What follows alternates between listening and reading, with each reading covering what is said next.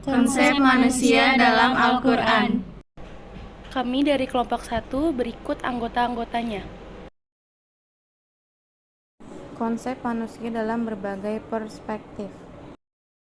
Ahli telah mengkaji manusia menurut bidang studinya masing-masing, tetapi sampai sekarang para ahli masih belum mencapai kesepakatan tentang manusia. Ini terbukti dari banyaknya penamaan manusia, misalnya Homo sapien, manusia berakal, Homo economicus, manusia ekonomi, yang kadang-kala disebut economical animal, binatang ekonomi, dan sebagainya. Teori psikoanalisis menyebut manusia sebagai homo valens, manusia berkeinginan. Teori behaviorisme menyebut manusia sebagai homo mechanicus, manusia mesin. Teori kognitif menyebut manusia sebagai homo sapien, manusia berpikir. Teori humanisme menyebut manusia sebagai homo ludens, manusia bermain. Manusia dalam perspektif Al-Quran. Al-Quran tidak menggolongkan manusia ke dalam kelompok binatang sama manusia yang mempergunakan akalnya dan karunia Tuhan lainnya. Namun, kalau manusia yang mempergunakan akal dan berbagai potensi pemberian Tuhan yang sangat tinggi nilainya, yakni pemikiran, kalbu, jiwa, raga, serta panca indera secara baik dan benar, ia akan menurunkan derajatnya sendiri menjadi hewan seperti yang dinyatakan Allah dalam Al-Quran surat Al-A'raf ayat 179. Penyebutan nama manusia dalam Al-Quran dengan berbagai istilah itu untuk menunjukkan dari berbagai aspek kehidupan manusia, diantaranya satu, dari aspek historis penciptaan manusia disebut dengan Bani Adam sebagai firman Allah dalam surat Al-A'raf ayat 31.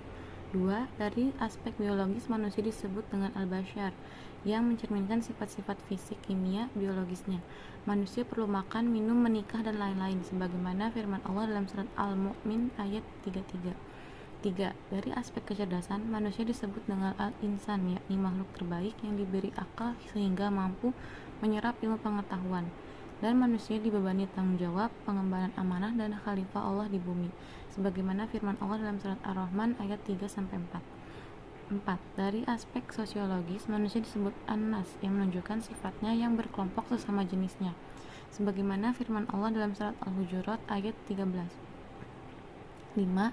Dari aspek posisinya disebut abdun, hamba, yang menunjukkan kedudukannya sebagai hamba Allah yang harus tunduk dan patuh kepadanya, sebagaimana firman Allah dalam surat Saba ayat 9.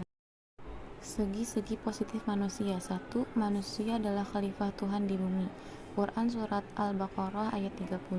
2. Manusia mempunyai kecenderungan dekat dengan Tuhan. Quran surat Al-A'raf ayat 172. Manusia memiliki kesadaran moral. Quran Asy-Syams ayat 7-8. Segi-segi negatif manusia. Manusia adalah makhluk yang sering membantah. Quran surat Al-Kahfi ayat 5-4. Manusia bersifat tergesa-gesa. Quran surat Al-Isra ayat 11. 3. Manusia adalah makhluk yang selalu keluh kesah, gelisah, putus asa, dan amat kikir. Quran surat Al-Ma'arij ayat 19-21 dan Quran surat Al-Isra ayat 100. Unsur dan ciri-ciri manusia. Manusia dalam pandangan Islam terdiri atas dua substansi yang paradoks, yaitu pertama, substansi jasmani, yaitu jasad adalah substansi manusia yang terdiri atas struktur organisme fisik. Organisme fisik manusia lebih sempurna dibanding dengan organisme fisik makhluk-makhluk lain.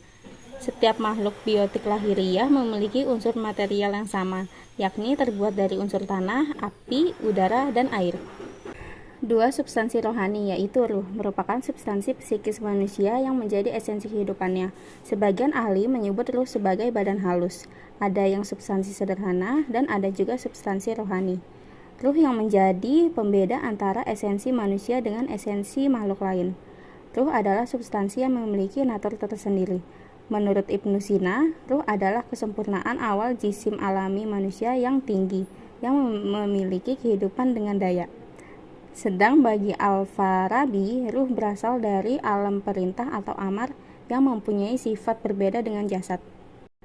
Menurut ajaran Islam, manusia dibanding dengan makhluk yang lain mempunyai berbagai ciri, antara lain ciri utamanya yaitu yang pertama, makhluk yang paling unik, dijadikan dalam bentuk yang baik, ciptaan Tuhan yang paling sempurna. 2. Manusia memiliki potensi atau daya atau kemampuan yang mungkin dikembangkan beriman kepada Allah. Yang ketiga, manusia diciptakan Allah untuk mengabdi kepadanya. Yang keempat, secara individual, manusia bertanggung jawab atas segala perbuatannya. Yang kelima, berakhlak. Asal-usul manusia.